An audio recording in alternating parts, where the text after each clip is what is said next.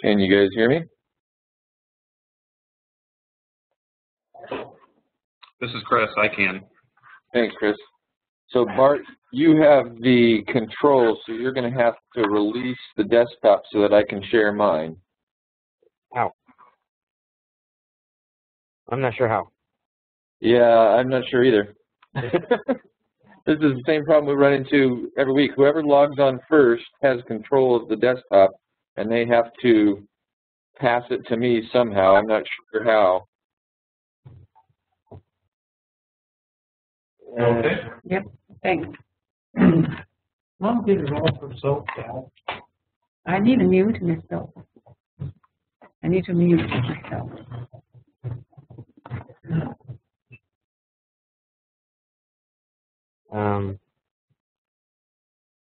I still don't know how. Chris, did you ever run into that? Were you the first one ever? Did you have to deal with that? I did, but I can't. Excuse me. I can't remember how we did it. And There, I just did it. there we go. Share my desktop. Boom. Okay. You guys see a picture, right? Nice. Cool. Now you see homework, right? Yeah.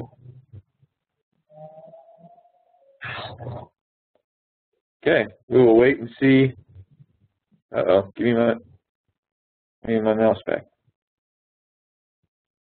No, I'm not connecting a new audio device. Can you guys still hear me? Yep. Interesting. Okay, so we will wait and see who shows up.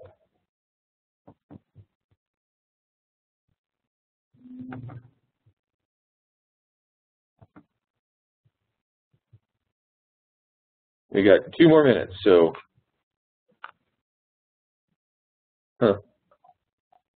This thing might be causing us a problem.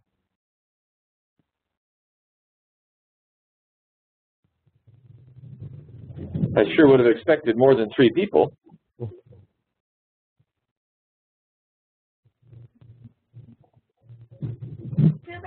The important people are here.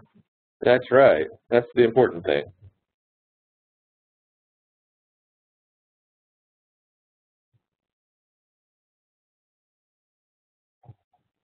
I hope that, has the monitor been blinking for you, the desktop been blinking on and off for you guys?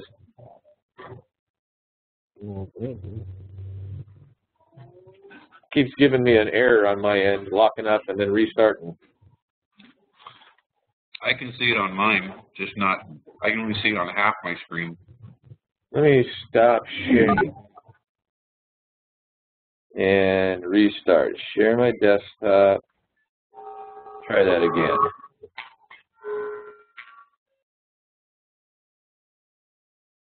Okay, let me reopen this.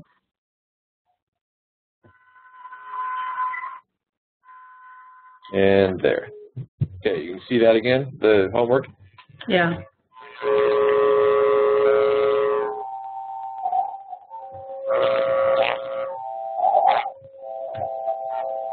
Should be mute. There we go. Mute. Mute. Somebody was giving us feedback.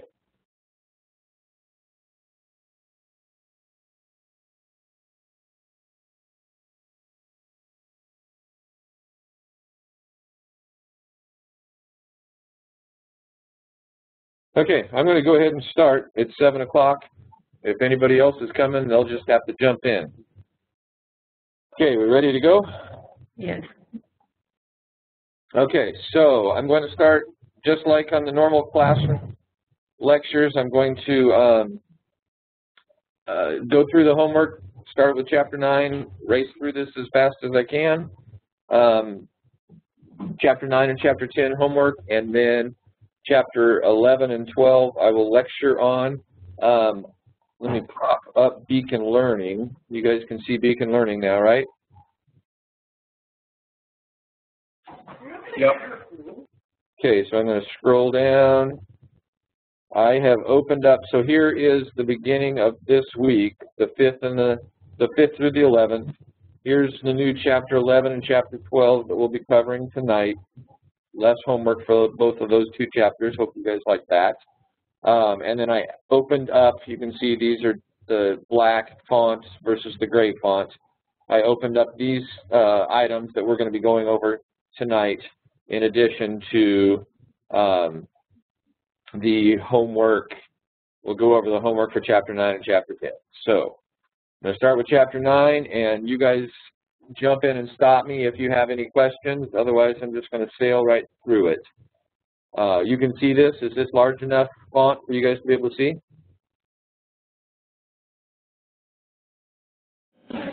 Looks good. All righty, thank you.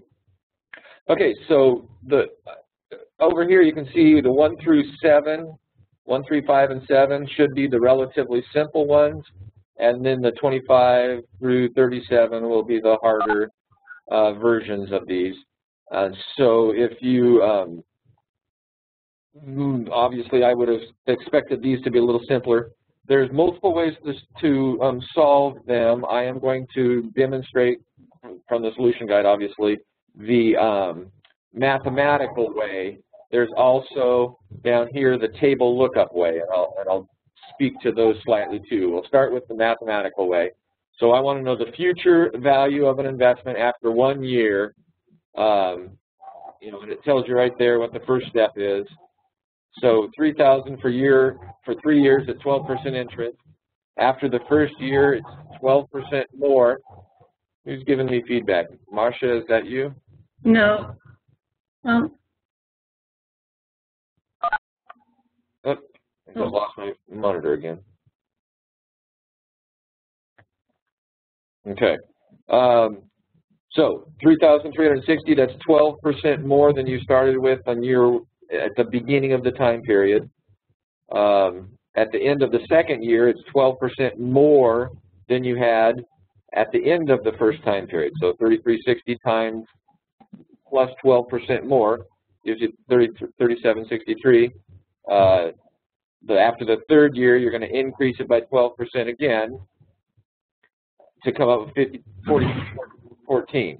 Now, obviously, what they want you to do in part 4 is you're just raising the 1.12 to the third power, to the nth, the number of years that we're talking about. So all you're doing is you're checking your work, comparing what you did in Part C by going A, B, C, 3 separate steps, doing it all in one step, and it's just showing you, documenting how raising it to the nth power gives you the same solution. So the other way to do that is to do your lookup from Appendix A on Part D to look up for the 3 years at 12% interest from Appendix A gives you 1.405, and you multiply that and you see you got 4215, which is pretty darn close to 4214.78. So either one of those methods would be acceptable for solving that problem. Any questions on that? Okay. Problem number 3, again, relatively simple one. I'll show you both methods of solving it. What is the present value of $140,000 to be received after 30 years with a 14% discount rate? Now, remember, like I said in class, the idea is to put yourself in the right place in that timeline. So it's saying after 30 years, but you're saying it's going to be worth $140,000 in 30 years. What is it you're worth today? So present is time 0. 30 years from now is the future. So you're going to use the present value formula to convert a future value into a present value. So that tells you which one of these mathematical formulas to use in the textbook. And again, this is just algebraic manipulation of the future value one that we did in problem number 1.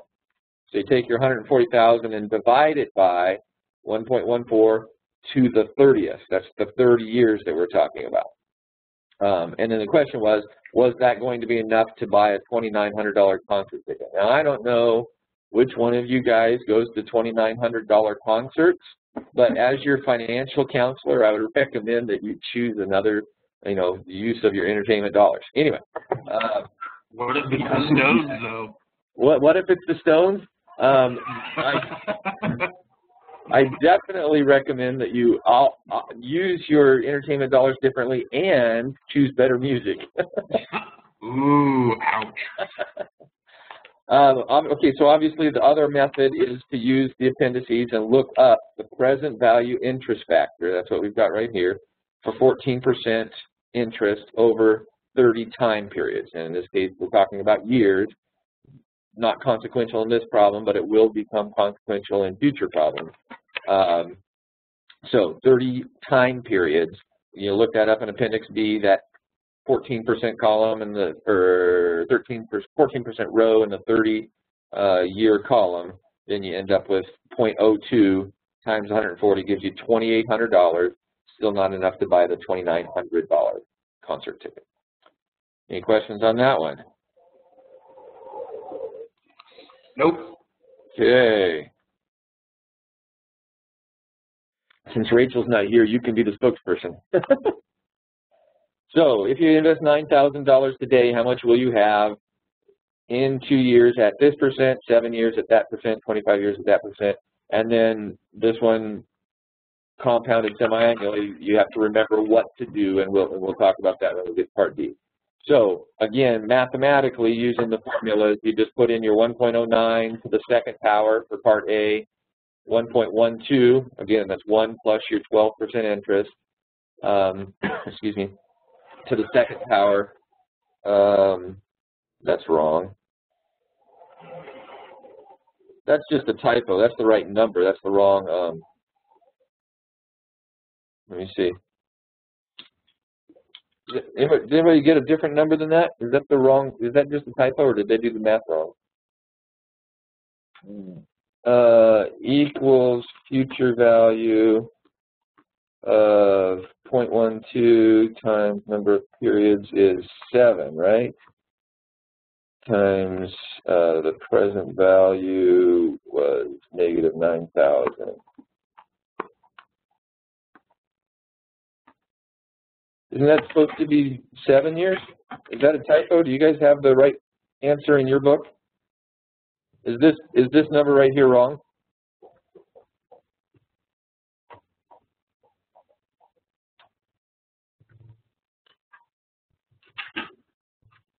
Anybody? If it was a Pink Floyd concert, I could say, is there anybody out there? Yeah, hold on.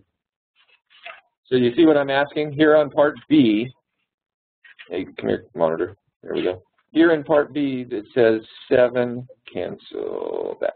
Here in Part B, it says 7 years, but down here they've got 2 years. This 19,896 is based on 2 years. All of this math is right. So is this a typo up here on Part B? Is it supposed to be 2 years? A was 2 years and B was 7 years and C is 25. So then did everybody got a different number than 19,000 here? Oh, hold on. Because if you did it for 7 years, it should have been 90,801. Is that what you guys got? I didn't print mine out.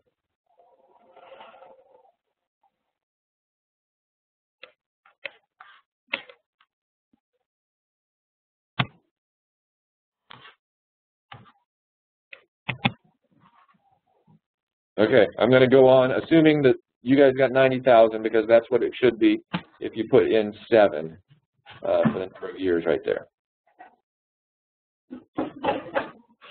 Okay, so the next one is 14% for 25 years.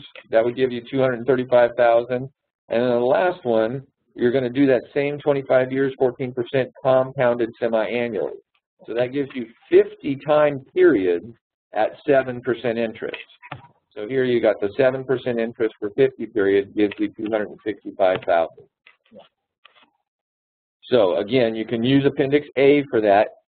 You've got the present value and you want to find the future value. So you use the future value interest factor and you look up the values for the 2% or the 9% for 2 years, the 12% for 7 years. This is wrong right here, etc. Okay, you guys all got that? Yep. Okay, thanks, spokesperson. Number 7, your uncle offers you. Am I a paid spokesperson? Actually, you're the one that brought in all the drinks last week, so that would be like the opposite of being paid. Okay, so your uncle offers you a choice of $105,000 in 10 years or $47,000 today. So what you're comparing, you want to compare apples to apples, so put them into the same time frame. You could either move today's $47,000 out to 10 years, or you could move the $105,000 from 10 years back to the present, or you could meet in the middle and go 5 years forward for the $47,000 and 5 years back for the $105,000. It doesn't matter, as long as you compared apples to apples. So in this case, obviously, what the solution guide did is it said we're going to take that $105,000 and bring it back to today. So present value from a future value is you divide it by 1.09 to the 10th, which gives you $44,000. Okay. So in other words, $47,000 today is worth more than $105,000 in 10 years. So you would ask your uncle, hey, thank you, I'll take the $47,000 today. Okay, so those were the easy ones, other than the typo in the solution guide. Now, they should get a little more challenging. Jackhammer, get it? Jackhammer? Invests in a stock that will pay dividends of $2 at the end of the first year, $2.20 at the end of the second, $2.40 at the end of the third. Also, he believes at the end of the third he'll be able to sell the stock for $33. So what we've got there is essentially 3, but you could call it 4 distinct time frames that we're considering. And the reason I say 3 or 4 is because we could combine the selling price and the third dividend into one transaction because they happen at the same time. But in this case, what we've done is we've combined them, or we've not combined them. We've treated each of those as individual transactions. So the present value of $2 a year from now at 11% interest, right? Here's our discount rate of 11%. So we bring that $2 from the end of the first year to today, that's $1.80. The $2.20 from the end of the second year we bring to today, that's $1.79. The $2.40 at the end of the third year we bring back to today, that's $1.75.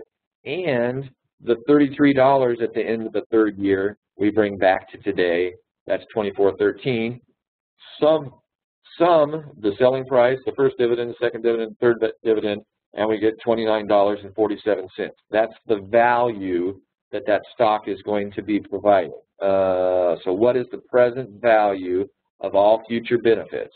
Okay, so there's that $29.47. Again, we could do the exact same thing using Appendix B. We're going to calculate a present value from some future value. And there's the values that, as we would look them up, and they come up with the same, roughly the same dollar amounts. Okay. Questions on that? Next, 25. Juan Garza invested $20,000 10 years ago at 12% compounded quarterly. How much has he accumulated? Now, again, put yourself in the right place in the timeline. 10 years ago was present value, and you want to bring that to the future, okay?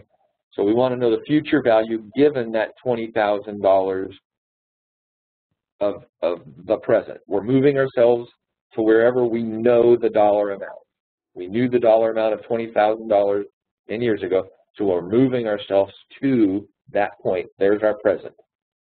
Now we're going to go 10 years into the future and say, what is my present value going to be worth? So, again, it's compounded quarterly. So I've got 12%, and 10 years quarterly is 40 periods at 3% interest. So there's the 1.03 for 40 periods gives me a future value of $65,000. So that $20,000 investment that he put into stocks 10 years ago has become worth $65,240.76. Questions? No. Thank you, Bruce. Next, 27. Okay, this one is a stupid problem, but I'm going to change it and not have it assigned next year. Sorry, you guys had to do it. This is essentially, again, the authors don't cover this in the text, and so they walk you through it one piece at a time. Essentially, all that they're doing is giving you kind of a roundabout way of combining transactions. So instead of the annuity being done at the end of the time period, it's done at the beginning of the time period. That's why you subtract the 1, because the first 1 doesn't have any interest applied to it. So that's all that they're doing with this manipulation. You look up your value, you subtract 1 from it, from your value, and then you subtract 1 from that. And all it's doing is it's correcting for the fact that the annuity is going to be paid at the beginning of the time period. So if you follow that little bouncing ball of the way they described it to you, this is what it would look like mathematically. If you looked up in Appendix C, again, here we're talking about an annuity. And so for the future value of an annuity, you look up the future value interest factor of an annuity. So that's the Appendix C. There's the value that you would find for 16 years at 12%, but it's an annuity due, so it's at the beginning of the time period, so it's really not 16 years, it's only 15 years, so we're subtracting that 1 from our lookup value. So in either one of those two cases, what you ended up with was $75,000 is what the net inflow of all of those future payments of $1,800 a year will be worth today. Does that make sense? Thank you. Okay, no questions? 29. So your grandfather offered you choice of one of the 3 alternatives: $7,500 now, $2,200 for 9 years, or $31,000 at the end of 9 years. Assuming 10%, which would we choose? And then if you assume 11%, which one would you choose? So we do it twice. We do the exact same thing twice: 10% and then 11%. Again, you can move them either direction. We know a future value of, in a fixed dollars, we know $31,000 at the end of the 9 years, or we know $7,500 today. So you can move it all to the future, you could all move it all to the past. So in this solution, we moved it all to the present, excuse me. So this one, we've got nothing to do. It's already $7,500, it's going to stay $7,500. The second option, $2,200 a year for 9 years, we do the annuity. So we can either do it with this, you can, if you used Excel, you can use the equals present value formula in Excel, or you can use the lookup table. In any case, option 2 was worth $12,669, and then option 3, here it's not an annuity, it's just a single payment in the future that we want to bring back to the present. So $31,000, bring it back 9 years at 10% interest, gives me $13,000. So of those 3 options, the $31,000 in the future is worth the most today. If it was 11% instead, $7,500 doesn't change because it's still the present, no interest rate at all. The $2,200 for 9 years at 11% is worth $12,181 today, and the future value, $31,000, is worth $12,118 today. Now, so what that means is that at 10%, you would choose option 3. At 11%, you would choose option 2. The reasoning behind that, if you're going to logically look at that and go, does that make sense? Do I buy the numbers that I just came up with? This is saying that the value of money decreases more and more the further out I go. So that $2,200 payment at year 2 hasn't decreased nearly as much as this $31,000 way out in year 9. So this one has shrunk a lot more by the time I bring it back to today. So it makes sense that in this case, this one is lower than it was at 10% because it's got more shrinking over that same time period. Any questions on that one? Okay. So that was 29, right? Yeah, okay, 33. So this one said in the problem to yield interpretation, to use interpretation to calculate the yield. If you remember, I said in class not to bother with the interpolation, just to use the yield formula in Excel. If you did it this way, this is perfectly fine. You can use the interpolation and come up with a 12.62, or you can use Excel and come up with the yield, or use the yield formula to come up with that. So, or the rate formula. Either the yield formula or the rate formula can work in Excel. So you would say equals rate, number of periods was what? 100 shares of stocks, what is the annual rate of return? So that was 2 years, right? 3 years. It was 3 years times the payment. Well, there was zero payment. The present value, 100 shares at $14 was $1,400 that he took out of his pocket. No, what did I miss?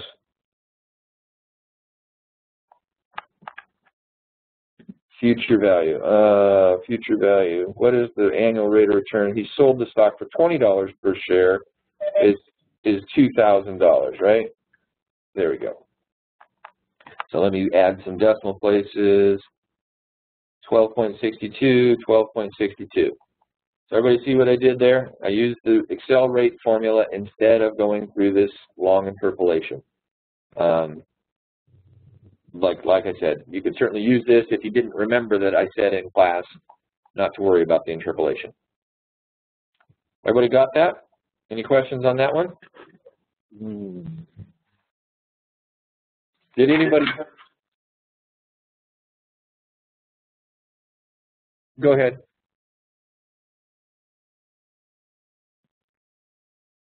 Were you saying something, Sentiment? No. Okay. So did anybody do the interpolation? I didn't. Okay, you used the rate formula? Yeah. Okay, so if there's no questions on that, it makes sense to everybody. We'll go to the last one. I don't know why my monitor keeps doing that. Hang on, let me try something. No.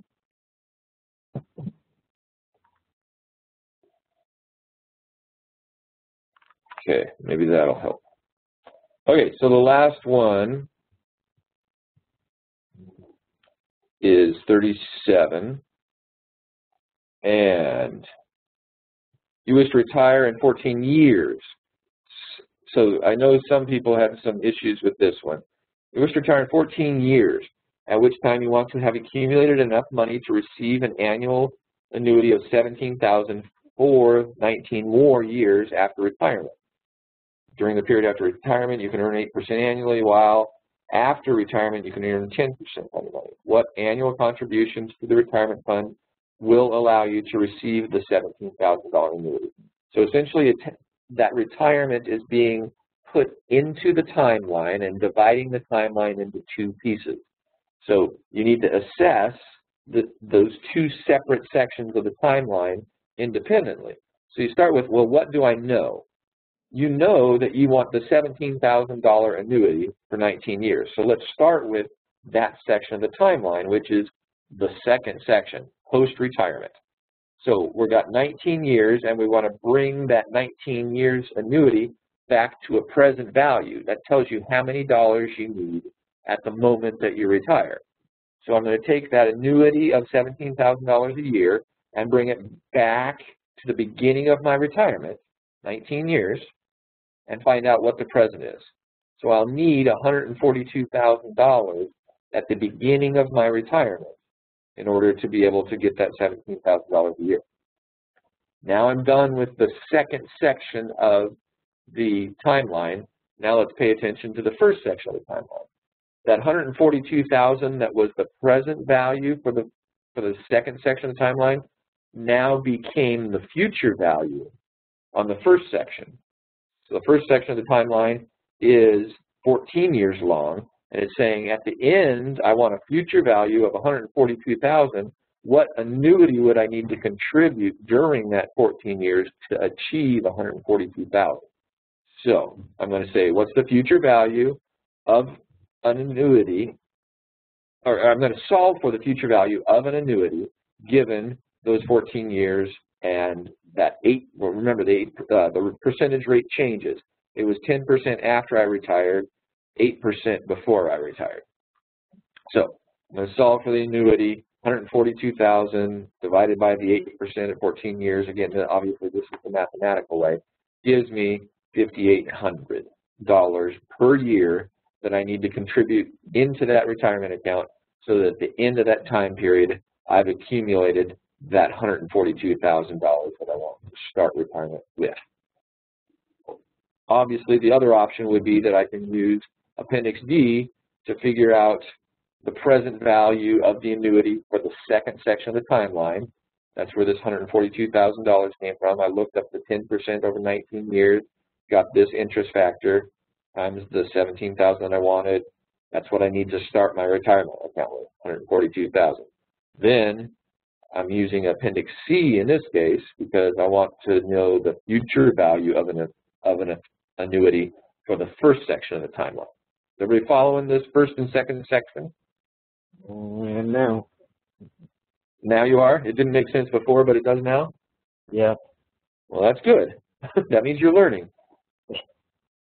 I wish Okay. I'd known it ahead of time. That's the problem. Yeah, I know. Well, again, I say the same thing every week. If you get stuck on one, you know, if you're spending more than, let's say, an hour, draw a line in the sand. If it takes you more than an hour to come up with a solution, email me instead and don't break your head. So that is the second way of doing it. Obviously, the third way of doing it would be to use the present value formulas in Excel to solve for each of those two time frames. But even using Excel, you're still going to use the time frame. If you remember from when I lectured, I showed you also how to embed all of those, both of those timelines into one cell in Excel so that you can solve it all at one fell swoop.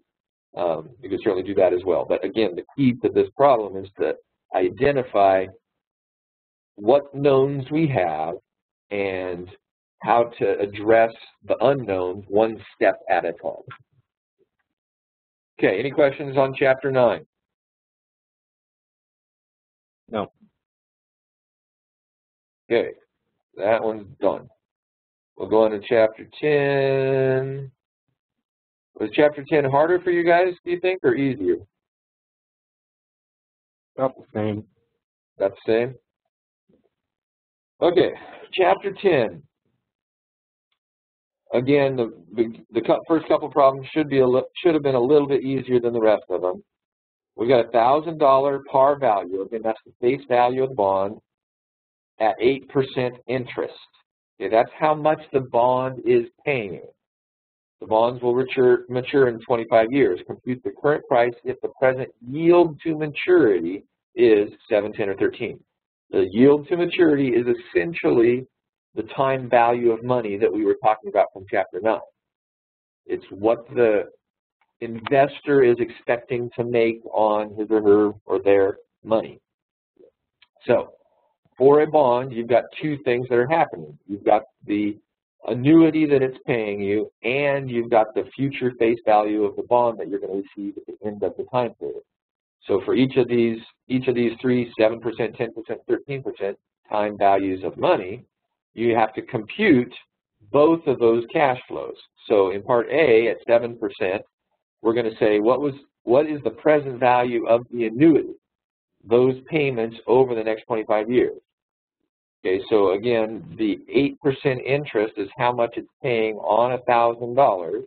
8% of $1,000 is $80 a year that bond is paying you.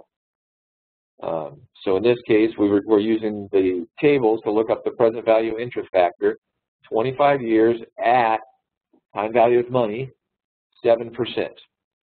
That's where this 11 comes from. So the present value of all of those payments is $932. Plus, at the end of that 25 years, I'm going to get $1,000.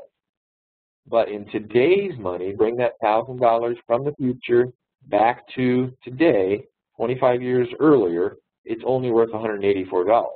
So there's my present value of both of those two separate cash streams, add them up, and I get $1,116 is the value of that bond. Okay, everybody follow that? Yeah. Okay, so we do the exact same thing with 10% and with 13%. We've got two different cash flows. We've got to bring them both back to the present. So at 10%, the present value of the bond was $818, and at 13%, the present value of the bond is $633. Now again, looking at that from a logical perspective, if the time value of money decreases the value of future cash more and more and more quickly, then the present value you would expect to be a lower number. So at 13%, we're decreasing the value of future money more quickly than we would have been at 10%. So that's why it makes sense that at 13%, the present value is going to be lower than the present value at 10% is. Does that make sense? Any questions on that? Nope. Okay. This one is pretty straightforward, and it just throws in a little twist, because all you have to do is look up the values in the table. So table 10.1 on page, I had it open and then like it's slowly closed my book. So hang on, 10. Anybody got the page number off the top of their head? Page 305. So you look up the 11% on page 305 and you get 920.37. And you look up the 8% and you get 1196.36. And subtract those two and say, if I bought it at 11% and I sold it at 8%, then I made $276 on this. And then the profit percent, what was the percent return on my investment? Well, my investment was $920, and the return, the profit that I saw from that investment was $276. So the ROI, the return on that investment, was $276 divided by the investment of $920, which is a 30% return over that 2-year time. Is it 2 years? Is that what it was? It doesn't say. It doesn't say the time period. Anyway, 30% return over 2 days. Nice return. So again, looking at this logically, what's happened is the bond is paying 10% interest. So if the yield to maturity requirement is less than that 10%, then the value of the bond is higher than face value. So that's why at 8%, the bond sells for more than the $1,000. When the yield to maturity was 11%, the face value was only $920. That's why the price of the bond changed and how I was able to make profit playing in the bond market. Any questions on that? Okay. Next, number 12. Purchase a bond of disk storage systems. The broker quoted a price of $11.80. Jim said, "I'm not sure that is overpriced. If that's overpriced, the $1,000 is the par value, normal face value of a bond, and it pays 14% interest.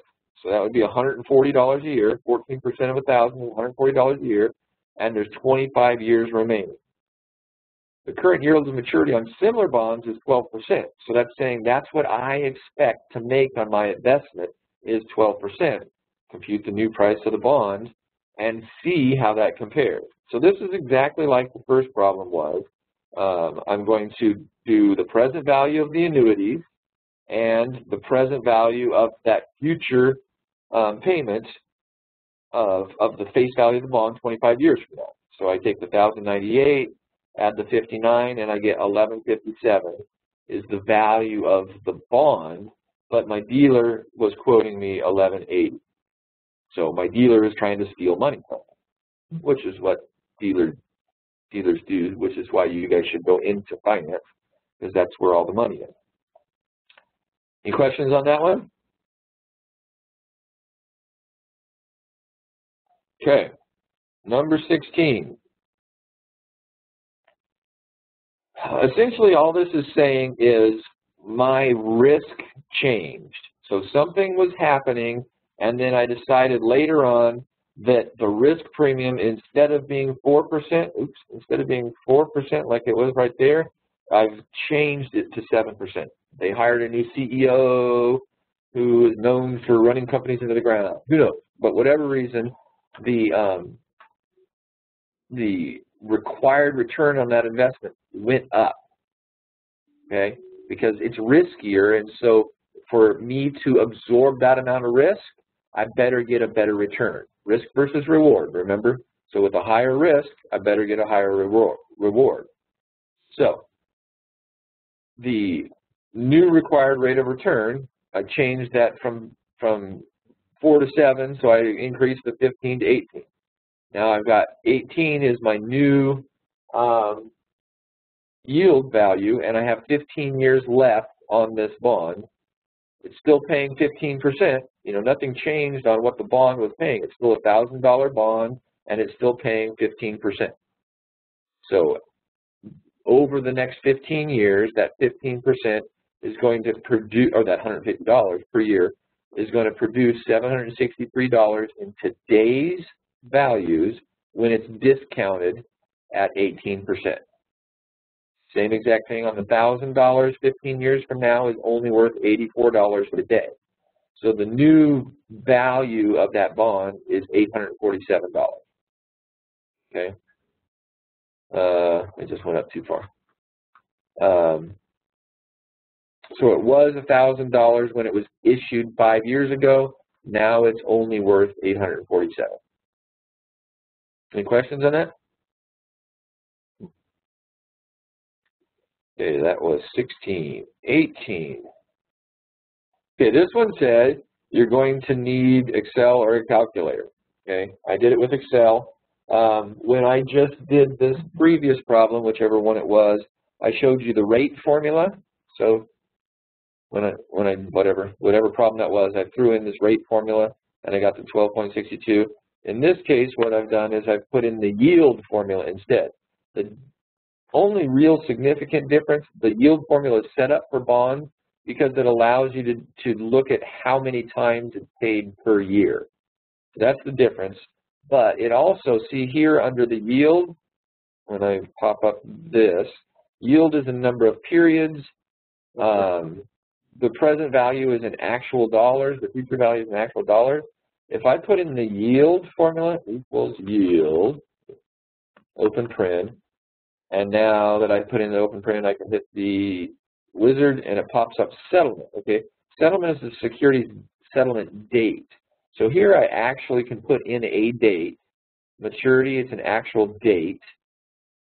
Rate is the percentage, just like you would assume. But the price is per $100 of face value. Okay. Well, on a $1,000 bond, the rate per $100 would be, if it paid $1,000, the rate per $100 would be $100 per $100. So it's a little confusing, but I'll go ahead and throw this in here, just like it is here. So here, again, back to the dates in here. It says expressed as a serial date number. So for most of you, this might be a little new, but I'm going to do it anyway. When I put in today's date equals 8/5/2014, okay? Oh, that didn't work very well. Don't put in the equals first. 8/5/2014. There we go. Okay, so here's today's date. But if I go to format cells, and I say I want to see that in general format, this is actually what was stored in that cell, 41,856. So even though it's being presented right here, 8/5/2014, Excel stores that as a number. It's 41,856 days since January 1st, 1901. That's the way Excel stores that. So when I say equals yield, open paren, and I bring up the wizard, and the wizard says settlement date expressed as a serial date number, what it would be asking is for me to put in 41,856, except that's not the way any of our brains work. So instead of doing it that way, you just click on that. So B2, even though it's displayed as 8/5/2014, you can see here in the wizard shows 41,856. So it's showing the serial date number that Excel stores in the background. Okay? So that's the other formula. We can use the rate formula or we can use the yield formula. So I'm going to throw in these values: settlement date, maturity date, coupon rate, bond. Now here, percentage of par. This is per $100 of face value. And then the face value is per $100 as well. So this is $69 per 100. It's worth $690 out of a $1,000 bond, which is $69 per $100 of face value. Okay, a bit confusing. So I'm going to say the first date. Okay, back to the problem. We have 10 years remaining. So it just picked, the solution guide just picked any two dates that were 10 years apart to show those 10-year difference. So I'm going to say 1/1/2010, 1/1/2020, 20. Okay, and then the coupon rate is 13, and then I have to put in the percent. And again, Excel stores that as a decimal. So if I go into format cells again and I say show it to me in general, see, it stores that 13% as a decimal. It interpreted that percent character as, you know, converting a decimal to a percent. So it's displaying that decimal value in percent format. Okay. Bond price, percentage of par. Okay, so it's 690/1,000 per $100. So $69 per 100, and then $1,000 out of 1,000 per $100 gives me 100. Okay. How many times per year? Once per year. Okay, so now I can say equals yield. Settlement date is today. Maturity rate is 10 years from now. The rate is 13%. The price is $690, $69 per 100. And the redemption value at the end of that time period is $100 per 100. And the number of coupon rates is 1 per year. Okay, 20.20. Let me change that to percentage. 21%. Add a couple decimal places. 20.53. 20.53. Okay, so I did that a long, hard way. You could do that exact same thing with the rate formula. Equals rate, open paren, number of periods is 10. Payments, there was no payments. Present value is 690. Negative 690. Remember, it has to go out of your pocket and then back into your pocket.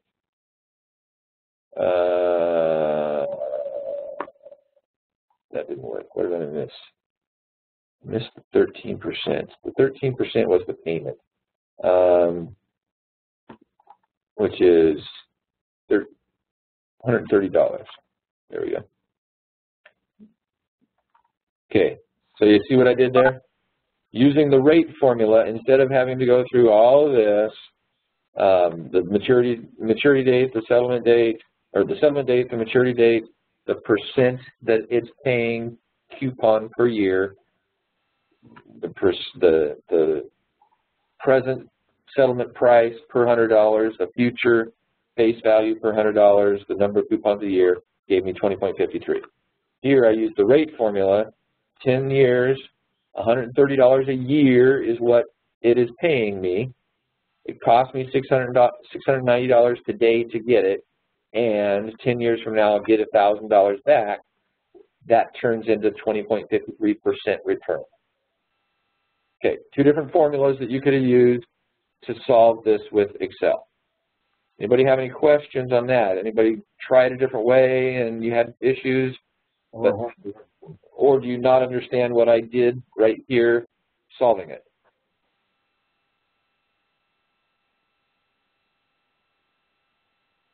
No questions? No.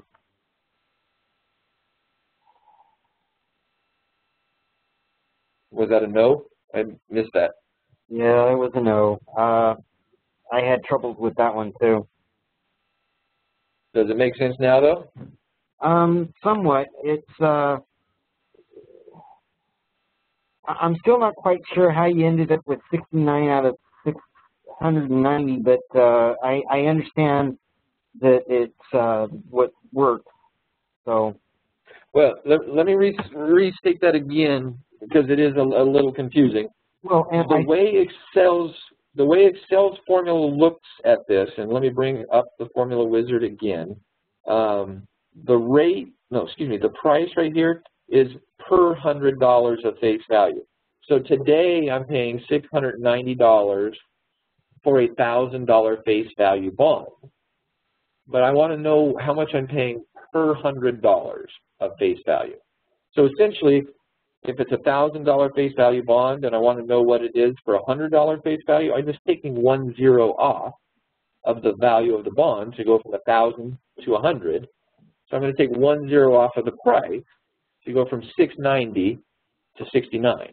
That's where the 69 came from here. And then the redemption, you do the exact same thing.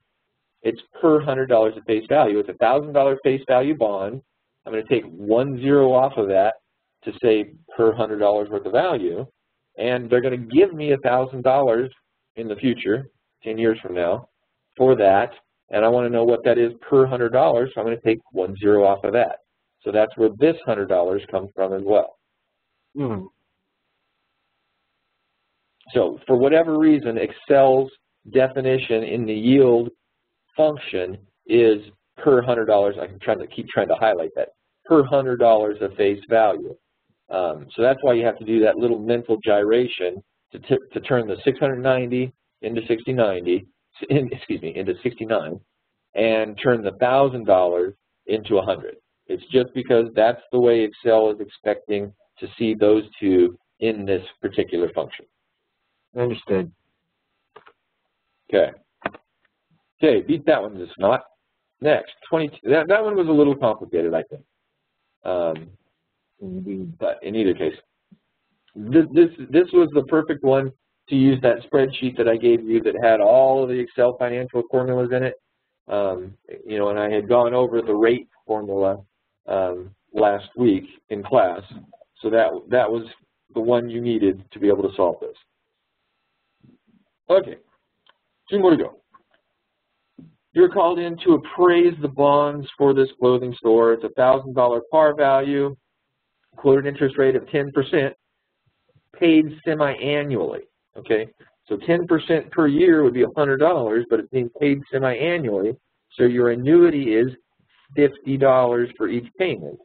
Okay, 15 years to maturity, but it's semi-annual, so you have 30 periods. Okay, with the yield to maturity on the bond is 10%.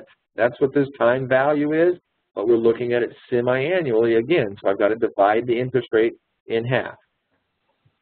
So as long as you caught those 3 things, you know, all related to this semi-annual, then we're doing the exact same thing we did on problem 2. What's the present value of all of those payments? We've got 30 payments of $50 over the next 15 years. At a 5% time value of money is worth $768 today. That $1,000, 15 years from now, 30 payments, or 30 periods, excuse me, at 5% is worth $231 today. Add those up, it's $999.60. Or if I looked it up in the table, I would probably be pretty darn close to $1,000 if you use the table. That is from the table. If you use the actual math, I mean, if you use the actual math, it probably is going to be pretty close to $1,000. Because guess what? That's what the price, the par value of the bond is. So you would expect it to be pretty close. Okay, so now it's saying with 10 years to maturity, 5 years from now, the yield to maturity goes down substantially to 8%. It was 10% yield to maturity, and it goes down substantially to 8%. Now, there could be multiple reasons for that. It might be because I've proven myself in the market, so there's less risk associated with me. The Fed could have dropped its interest rate by 2%, whatever. So the bottom line is my investors aren't requiring as much return. If, you know, mine meaning I'm Olson, and the people that are investing in my store are saying I don't need as much return for years, the next 10 years as I did for the first 5 years. So what happens to the price? Well, the time value of money has dropped from 5% per semi-annual to 4% per semi-annual, okay, which increases the price of the bond. It's worth more now because it's still giving the same 10%, but customers, investors aren't requiring the same level of return on their money. So they're willing to pay more for that bond that's producing more. Does that make sense? Okay, so there is, I think that's all they were asking, right? Yeah, that's the new price of the bond. Any questions on that one? Okay, North Pole Cruise Lines issued stock many years ago. Okay, now remember, here we're talking about preferred stock. I mentioned this in class. Preferred stock is just like a bond, except it continues forever. It's not a 20-year, it's not a whatever. So remember, with a bond, at the end of the time period, you get the face value. With the preferred stock, there is no end of the time period, so there never is a face value payment. You just continue to get the coupon rate forever. So it carries a fixed dividend of $6 per share. Yields soared from the original 6% to 14%. Okay, what was the original price? Well, I have this cool formula.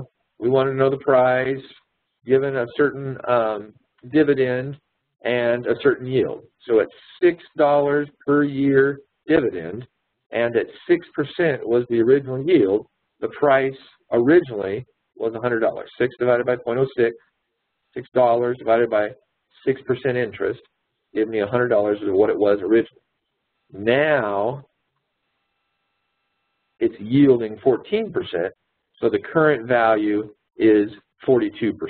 Or it's $42. 6 divided by that 14%. Okay, so if the yield on Standard & Poor's Preferred Stock Index declines, how will the price of the preferred stock be affected? Okay, so as yields decline, you can see it clearly here. As yields decline, 0.06, the value of the stock will increase. As yields increase, the value of the stock obviously decreased during that time period. It's inverse relationship. Okay, any questions?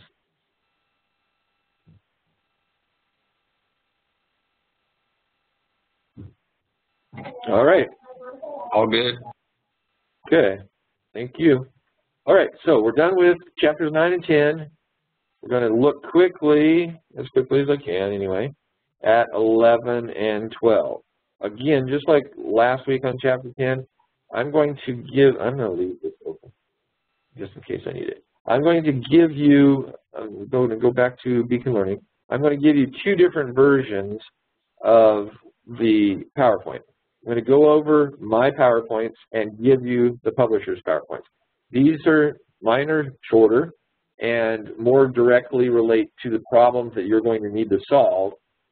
The lecture PowerPoints from the publisher are going to help you more on the quizzes. So I'm going to go over what's going to help you on the homework.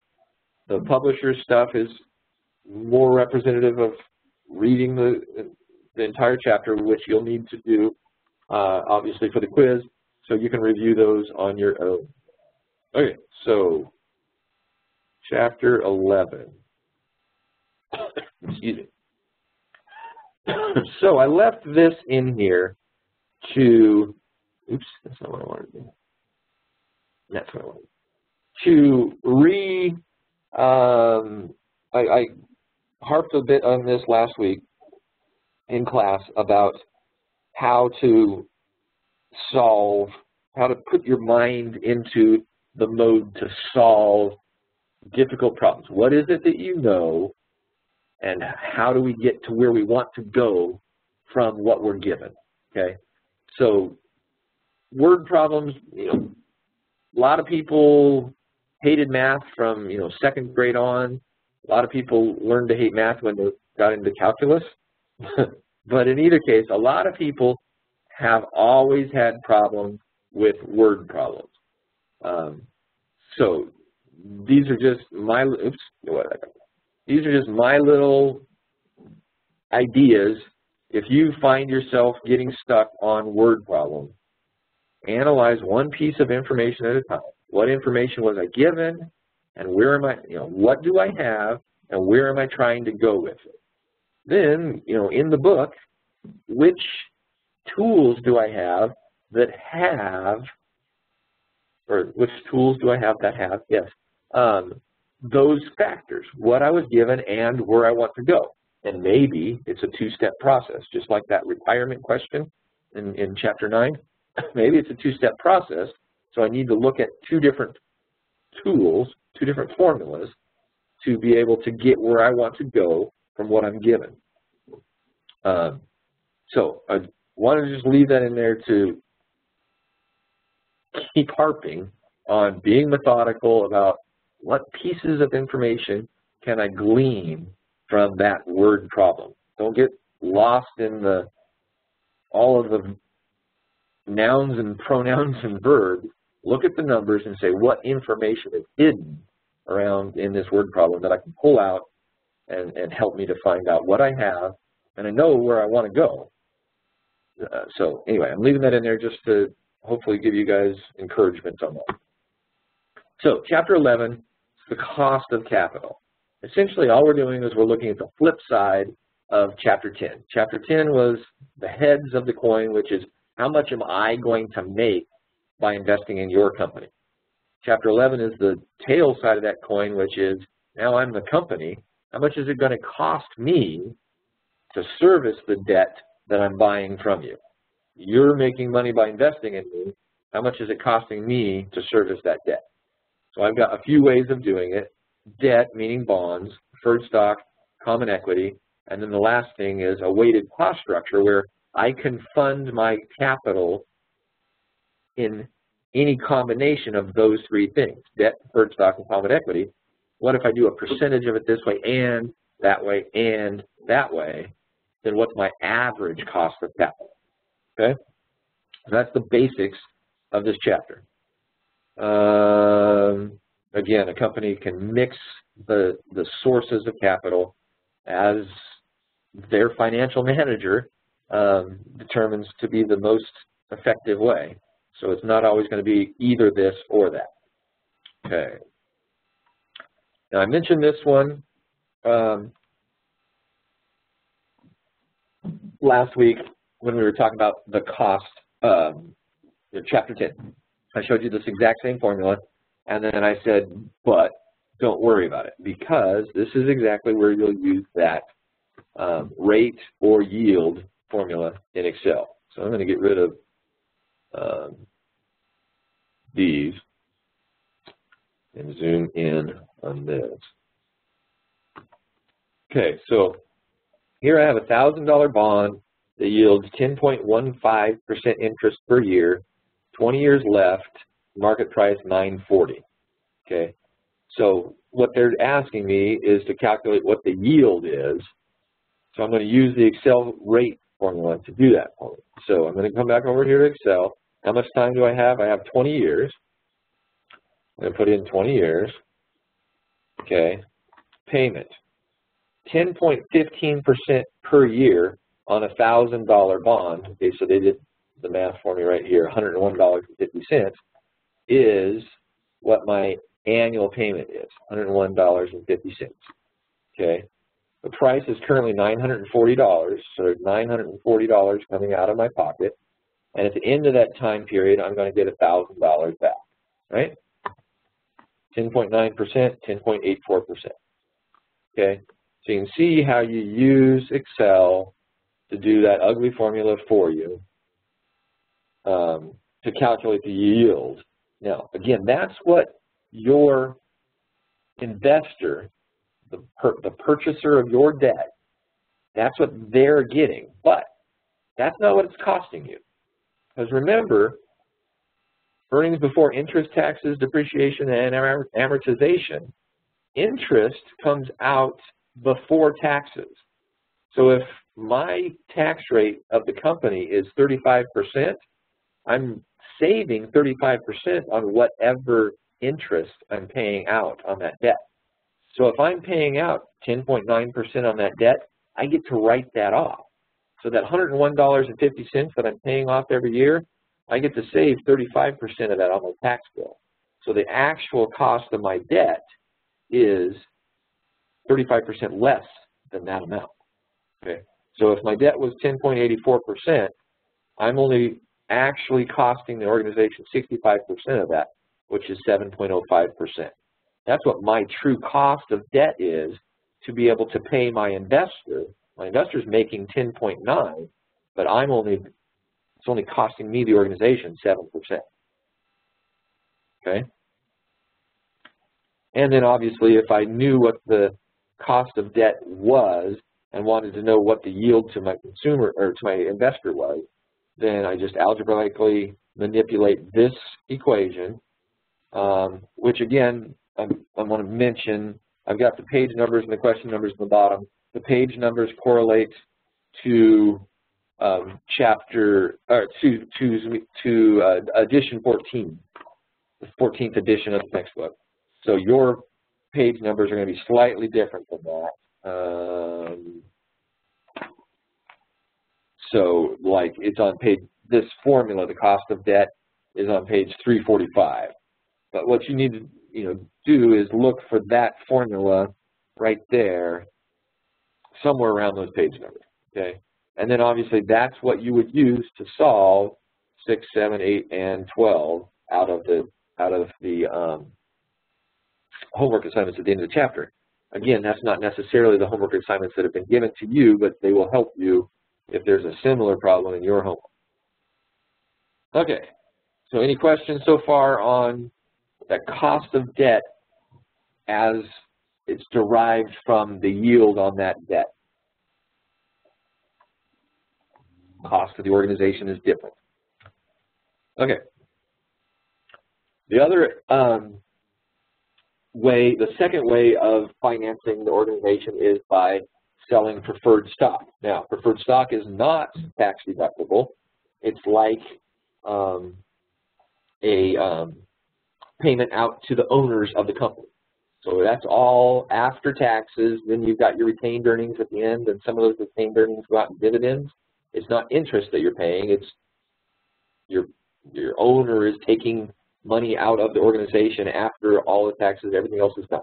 So it's not tax deductible, so you don't get that benefit of it.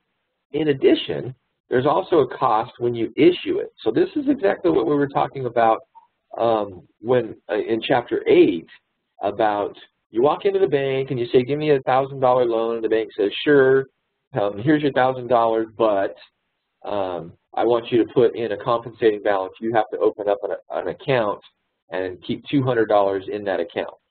So you put the $200 of the $1,000 right into that account. You walk out the door with $800 in your pocket. You're actually paying the interest on the $800 because that's what you walked out with, right? Exact same thing is happening here. You sell a $100 preferred stock, but it costs you $4 through your broker to put that out for sale. Your broker keeps $4 of that $100. Your investor comes in, gives your broker $100. Your broker turns around and gives you $96. You're paying the dividend on that based on as if it was a $100 stock, preferred stock, but you only walked out the door with $96. So the rate isn't the 10.5 out of 100. The rate is 10.5 out of 96. Already make that connection the same way we were talking with the banks and getting a loan. Exact same thing is happening there with the cost to issue a share of stock. Any questions? Okay. Common equity. This one gets a little more complicated. because here the dividend we're projecting to grow. So these subscripts here. So this is the cost of equity. Here's the dividend at time 1.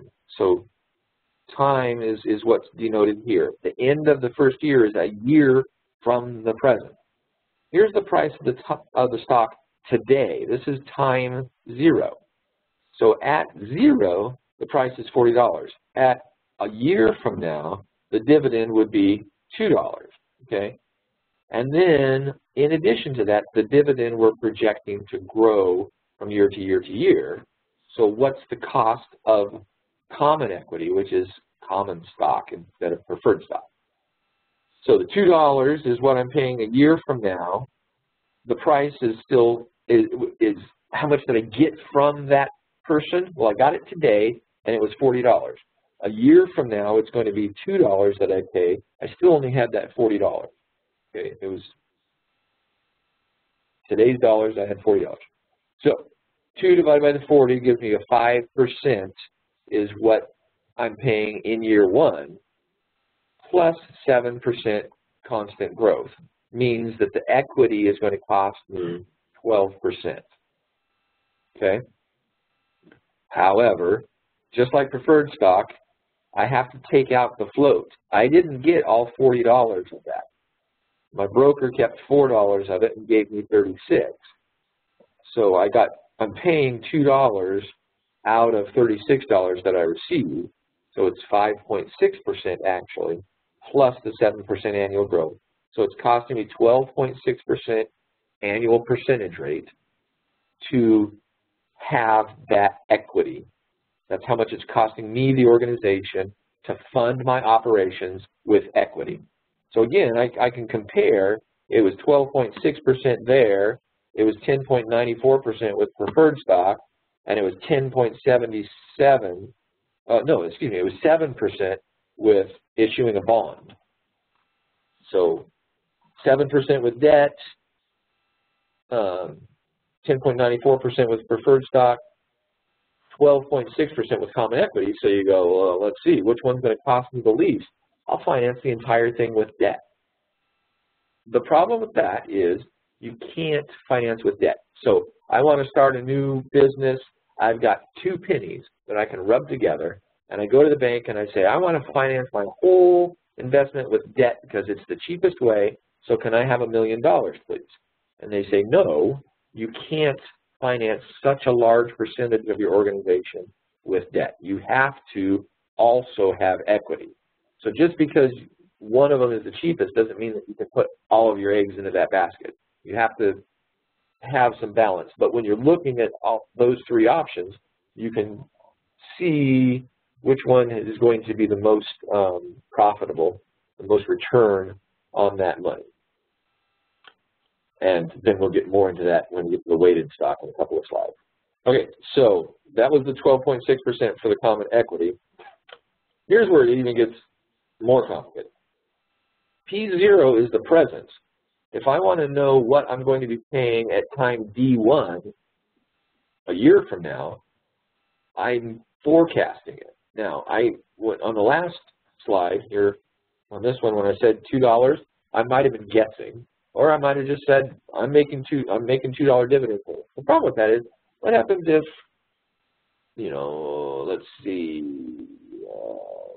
Israel invades Gaza and the stock market falls and the money that I was planning on making, excuse me, the money I was planning on making as an organization, I ended up not making. I didn't show a profit this year, therefore I have no dividends to share. Then that $2 disappears.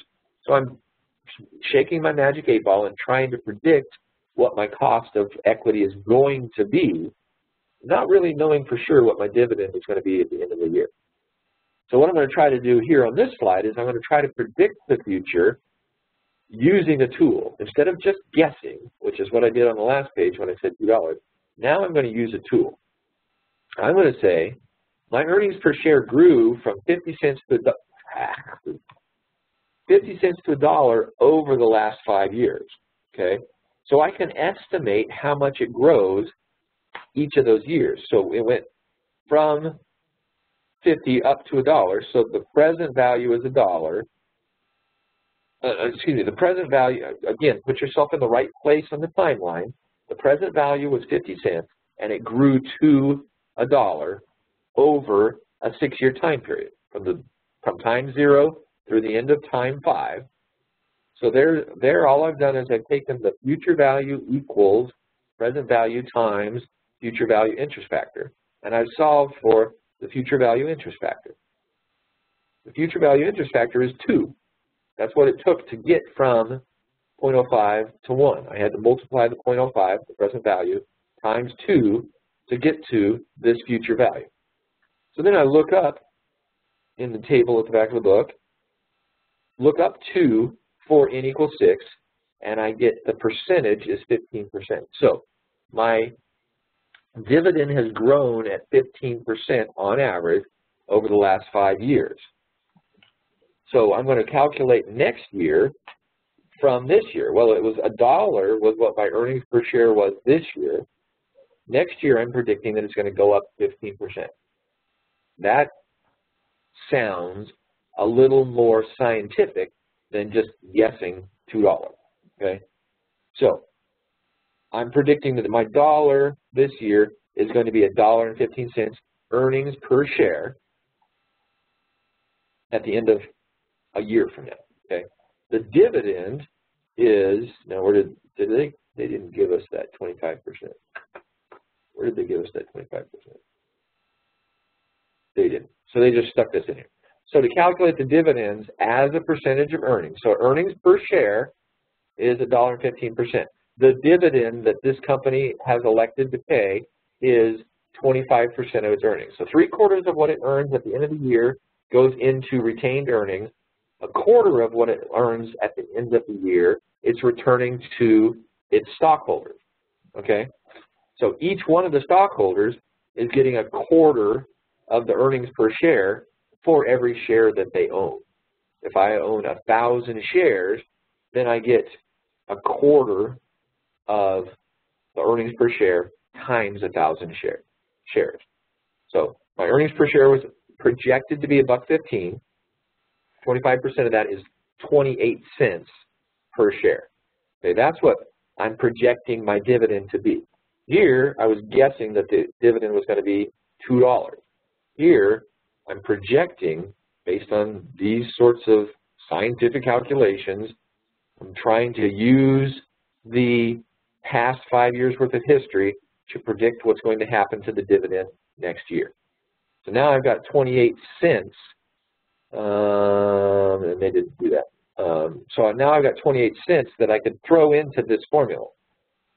So instead of guessing, actually I would put it in here.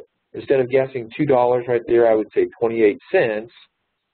$40 is what the price was minus the floating cost.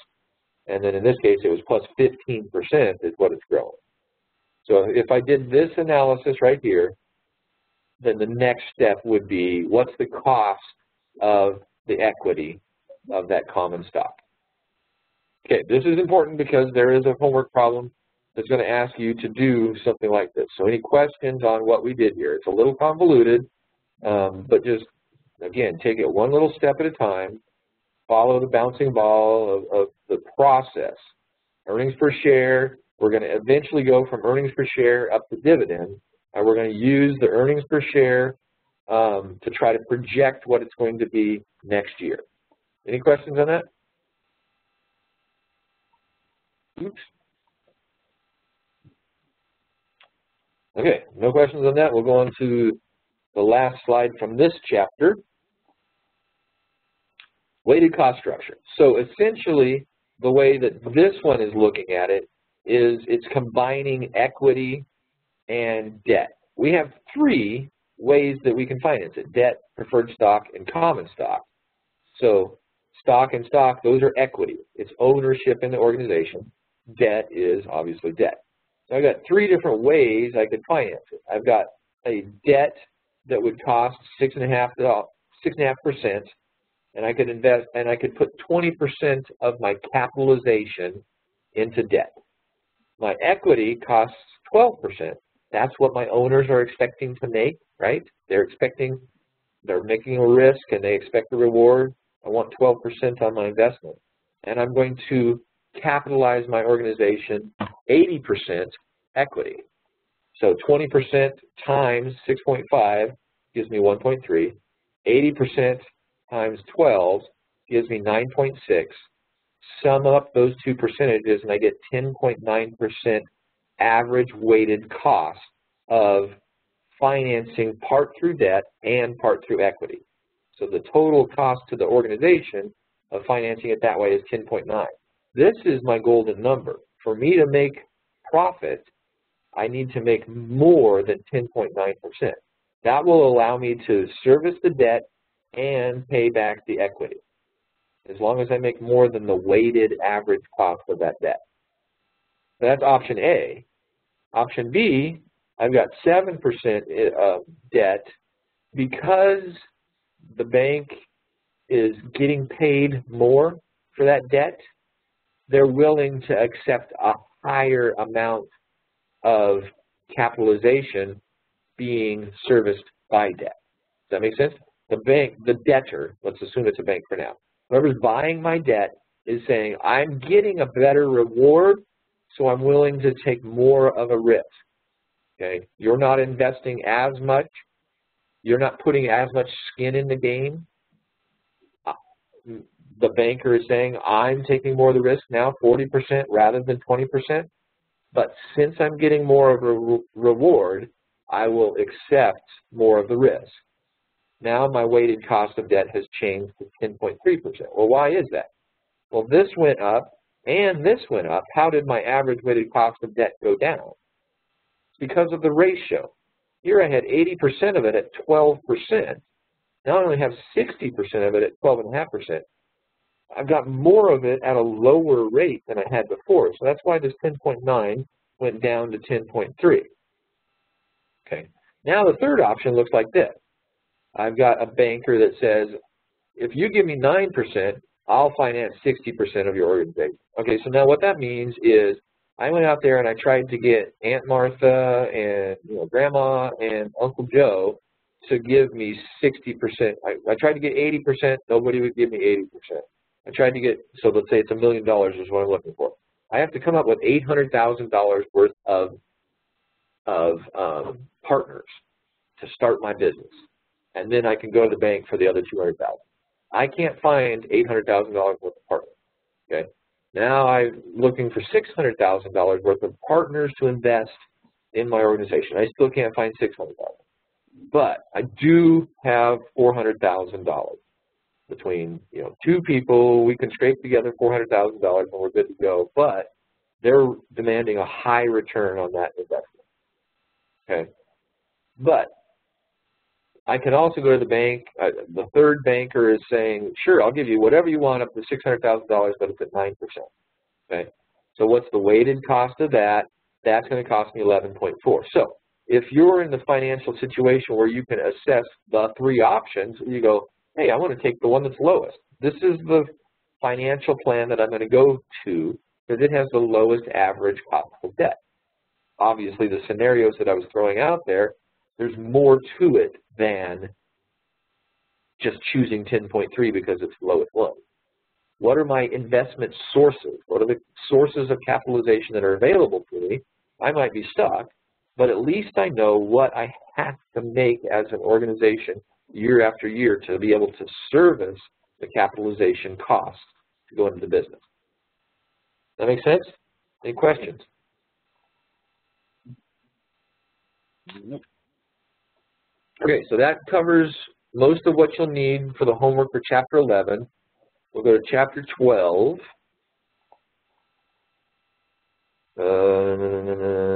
Chapter 12.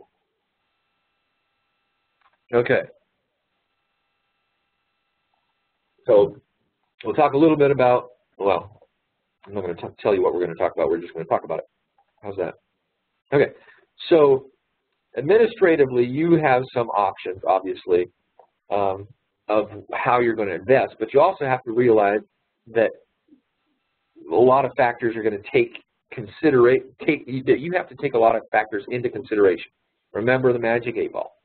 None of us can predict the future. All of these kinds of things can affect what you're projecting the outcome to be. And you just can't predict what's going to happen with the interest rate, what's going to happen with technology, etc.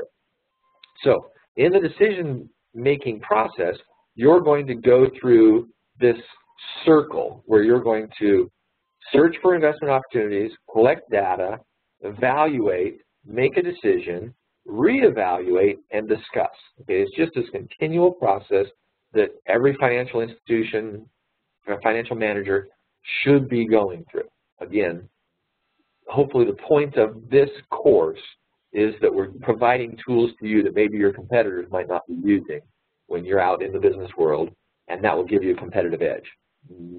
Potentially, most small companies aren't going through this process. Hopefully, most large companies are. So this reevaluation and adjustment, I threw 2 things out here as examples of tools that you can use. Failure mode and effects analysis is essentially the table that you're assembling. Just think of like an Excel spreadsheet where you've got a column that says, what if this happens, then this, and how do I respond? Well, what if this happens, then this? You're saying what could fail, and what would be the effects of that thing failing, then how do I mitigate those risks? Okay, a fishbone diagram is a tool. Again, you know, you've got these PowerPoints. You can go out there and do research on this. If you guys have had ops, you've probably had a little bit of exposure to this. What is it, ops 410, I think it is. If not, then you probably will get exposure to this. But you can just look up fishbone diagram as well. There's multiple varieties of fishbone diagram. The classic one, they look at man, machine, material, and man, I'm brain farting. There's a 4th M. I can't remember what it is.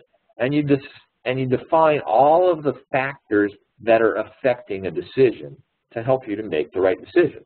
So that's the kind of evaluation that you're undergoing in this case here, specifically for capitalization. So that was kind of a precursor to the decision process. The other portion of the decision process, for all of you guys that have had, that remember Accounting 211 and Accounting 212, this will be a refresher. For those of you that have had intermediate, this is going to put you to sleep. But we've gone through this multiple times. Excuse me, multiple times. You've got your earnings before tax, and you take out all this stuff, including depreciation. Well, remember, depreciation didn't really happen. There was no money that got spent on that. Essentially what that means is I'm going to put money aside to be able to replace things as they're wearing out. But I didn't actually spend this money today. So that means that after I get to my earnings after taxes, I can add that depreciation back in to look at what my actual cash flow is.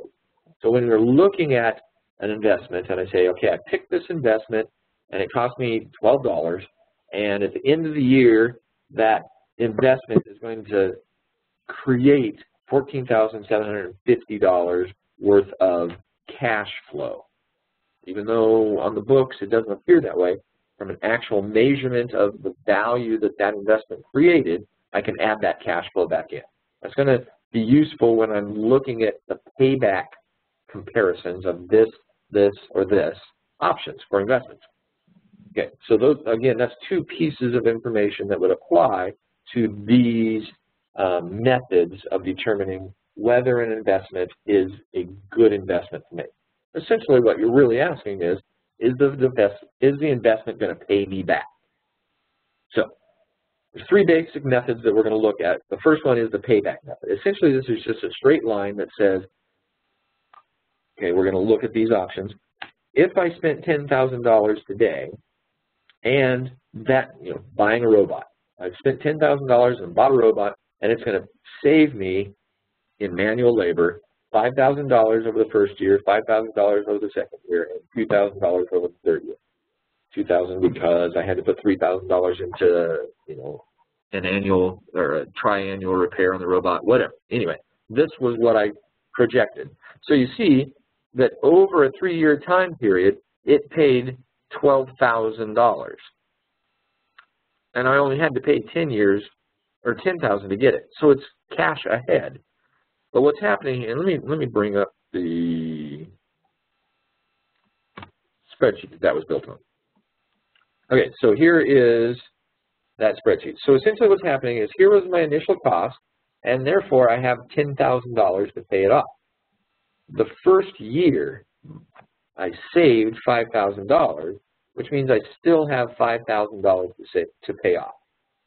So the amount that was saved in the first year, that $5,000, I used 100% of it to pay back that, to pay off that initial investment.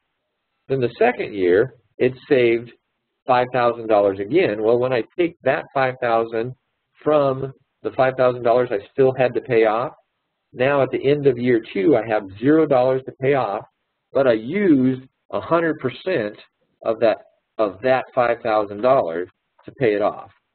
So you can see all that this formula right here is doing, and it's a funky one, but all it's doing is it's summing E7 through E11, okay? It's summing these right here, and it's saying 2 years. Can you guys see down here, sum 2 years? It's saying 2 years is what it took to pay back. The third year, the fourth year, if I put in $5,000 a year, it doesn't change the fact that it still took me 2 years to pay it back. Okay. Over here is a different investment option. So let me take that $5,000. Here is a different investment option. It's still going to cost me $10,000, but this is what the payback is going to look like. The first year it paid $1,500 back. I still have $8,500 to pay off. I used 100% of that $1,500 in savings to pay off that debt. The second year, another $2,000 came off of the debt, and I used 100% of the $2,000. The third year, $2,500 went to pay off that $6,500. I still owe $4,000, and I used 100% of that $2,500. By the fourth year, I'm really rolling in the dough now. I've got $5,000 that it saved me. I only had $4,000 worth of debt at the beginning of that fourth year, so I didn't have to use all $5,000. Okay, so here I added up how many years did it take. The sum of that was 3.8 years. So this one paid off in 3.8 years. This one paid off in 2 years. So if I looked at those two different investment options, I would say investment option A pays off more quickly. Where are we? Okay. Now, the problem with this is that it makes the assumption that there's no time value of money. It's treating tomorrow's pay, or next year's payment, and the next year's payment, and the next year's payment as if it was the same value of dollars as today. That $10,000 that it cost me today was in today's dollars. This and this and this, it's assuming are in today's dollars also. So, if there's a short time period or if interest rates are comparatively low, that's an okay way of looking at it. But if you're looking at an extended time period or if interest rates are high, then you're incurring a lot of error in that by forgetting about the time value of money from Chapter 9. So the next two methods will take that into consideration. The first one that we'll talk about is what's called IRR, incremental rate of return. So essentially what that means is what would be the interest rate that I would discount that cash flow to make that investment return $0 in today's dollars. So when I took that $10,000 out of my pocket that was in today's dollars, that's that negative $10,000 right there, that was in today's dollars. When I take $5,000 a year from now, I need to bring that back to today's dollars. $5,000 2 years from now, bring that back to today's dollars. $2,000 3 years from now, bring that back to today's dollars. Add negative $10,000. I want the $5,000, the $5,000, and the $2,000 to add up to positive $10,000. So the negative and the positive $10,000 cancel out to 0. What interest rate would it have to be for that to exactly cancel out? Okay, that's what this IRR formula does. So we're going to go back to Excel. And here, where's our IRR? I think these are different numbers. So negative 10,000, 5,000, 5,000, 2,000. Okay. So what that's saying, again, is I'm taking that 10,000 out of my pocket today, adding these three in the future, and I want them to balance out. 11.164% would be the time value of money that would make that happen. So here's the Excel formula. I'm going to hit F2. So you can see it's incremental rate of return over this array, this selection of cells. Okay. Now there's a, let me hit the formula wizard. There's a thing here,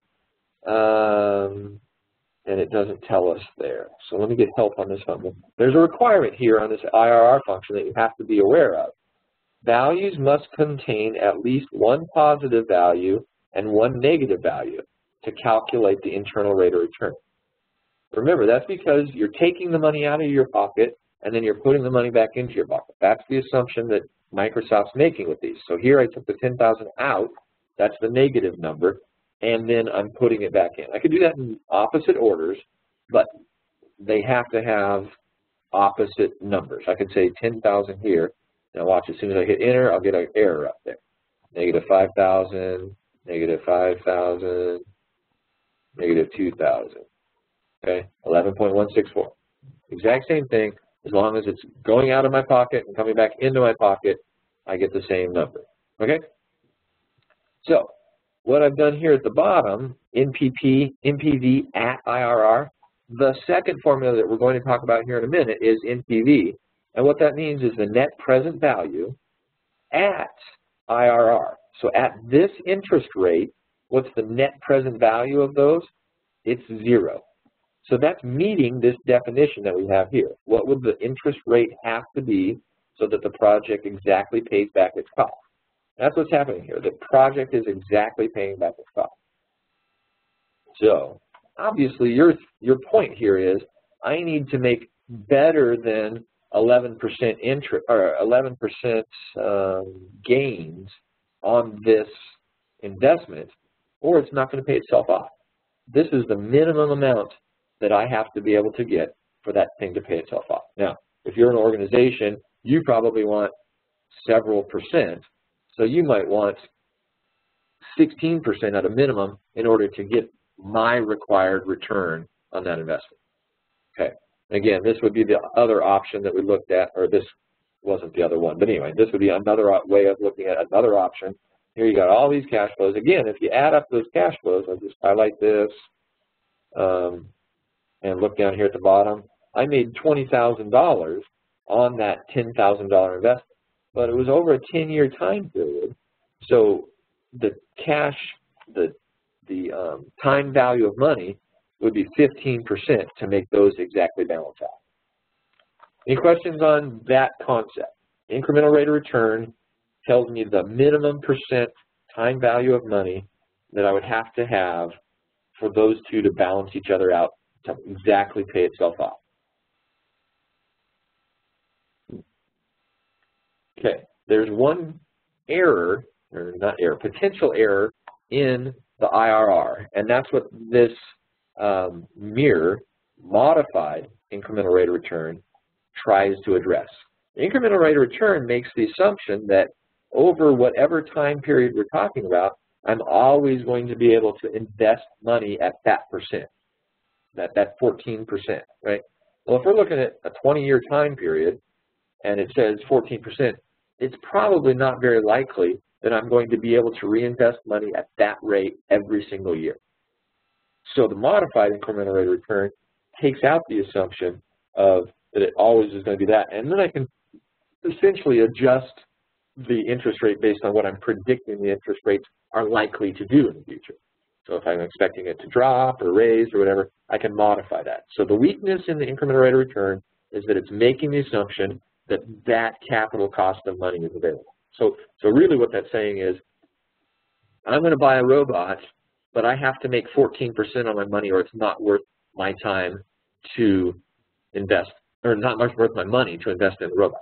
That's only true if you can make that 14% somewhere else. If there's no other investment that will make you 14%, then it's not a valid comparison. If the best other investment that you could possibly make would be a 10% investment, and the robot will make you 11, it's probably not a bad investment. Better than your other option. So that's something to consider, is that small weakness in the incremental rate of return. Okay, the last tool, the third method, is called net present value. We kind of looked at that a little bit here at the bottom. The net present value at the incremental rate of return is 0. But we aren't making any assumptions about the incremental rate of return here. We're saying, I'm going to look at this $12,000 return over 3 years and say, hey, look, I'm making 180 bucks. It's more than breaking even if my interest rate is 10%. So in the net present value, you're putting in an expected, anticipated time value of money. Okay, so let's go back to the spreadsheet, my third tool down here. Let's put in these same values again, minus 10,000, 5,000, 5,000, 2,000, okay? Oops, that wasn't minus 10,000. Okay, so what I've done here is manually, why is this C7, why is this giving me the wrong number? B4, C7, C11, minus C6, C6. Oh.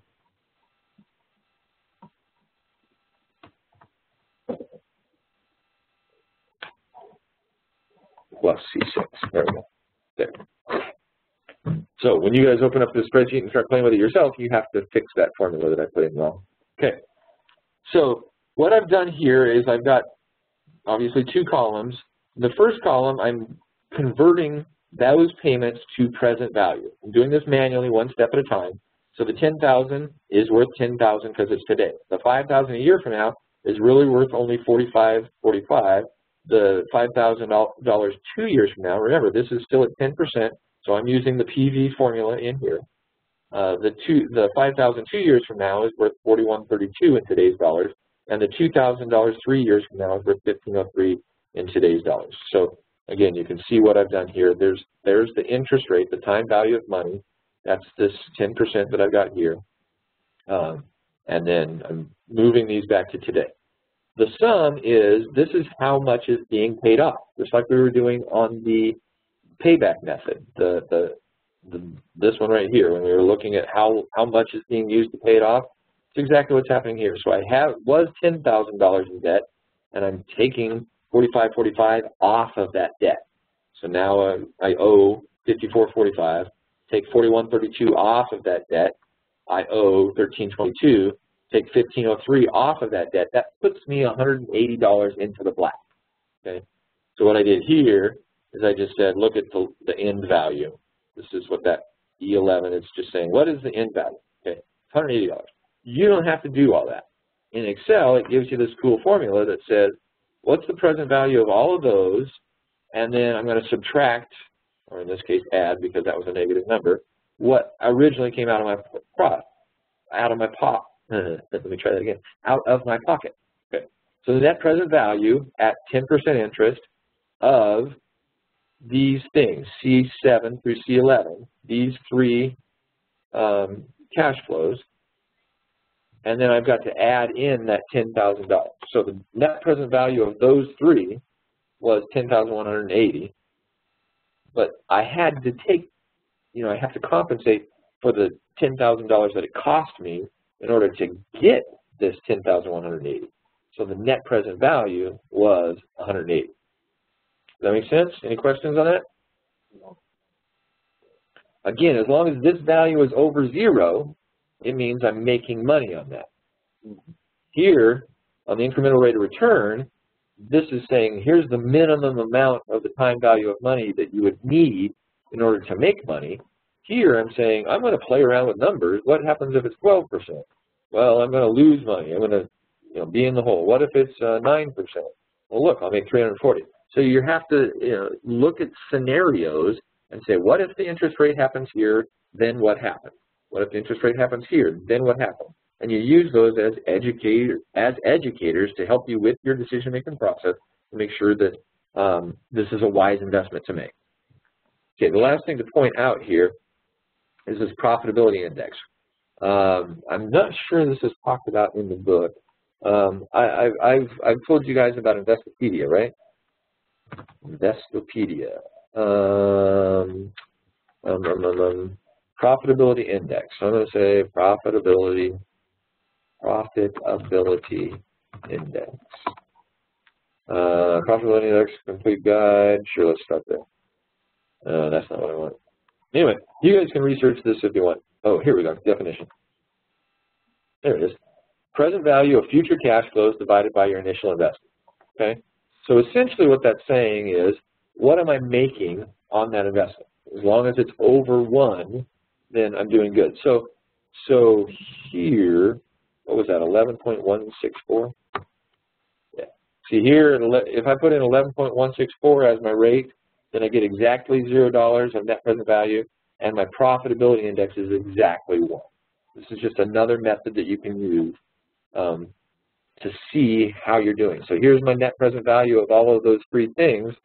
That's what this profitability index is looking at. It's looking at the net present value of those future cash flows divided by what my current payment was.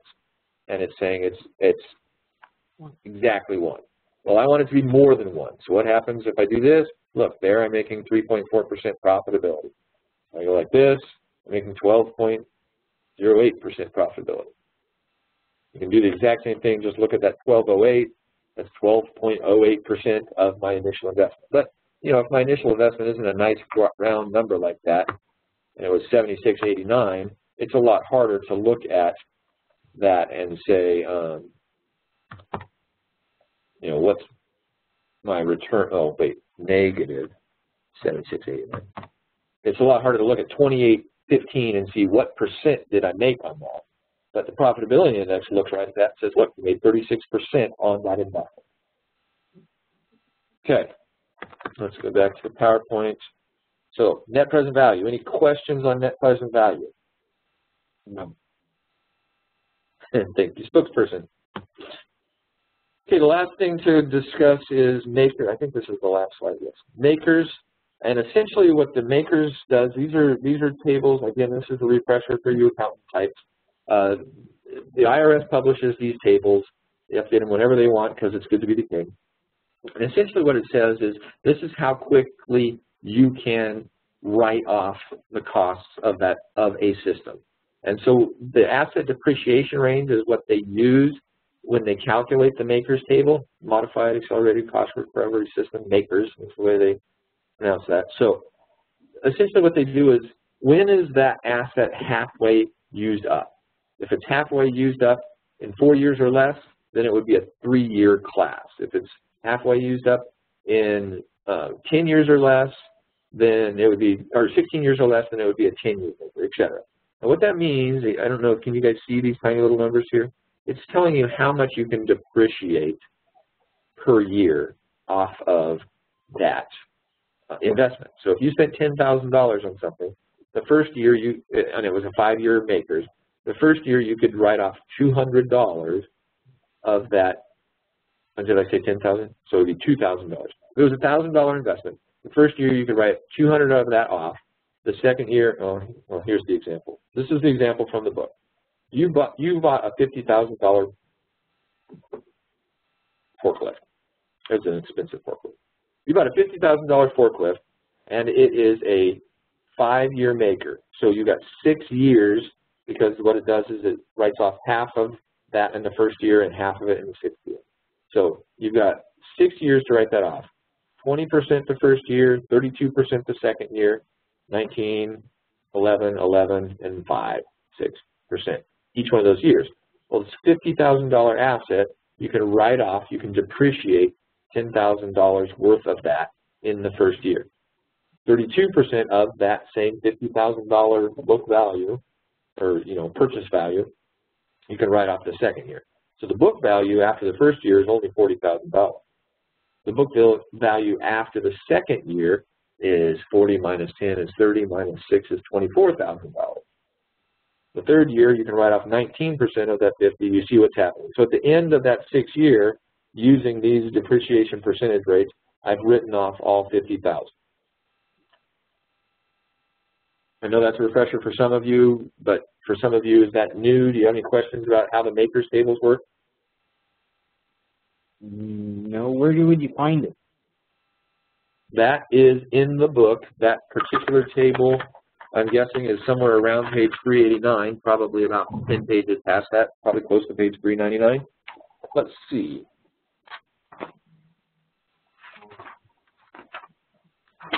It's 401 is where that is, and that $50,000 example from that slide is in the bottom of page 401. I found it. So again, question 29 in the homework will ask about that. So I wanted to make sure that I covered that. If you guys have any questions about it, let me know. Okay, so we covered Chapter 9 and 10's homework and Chapter 11 and 12 lecture. So any questions on any of that?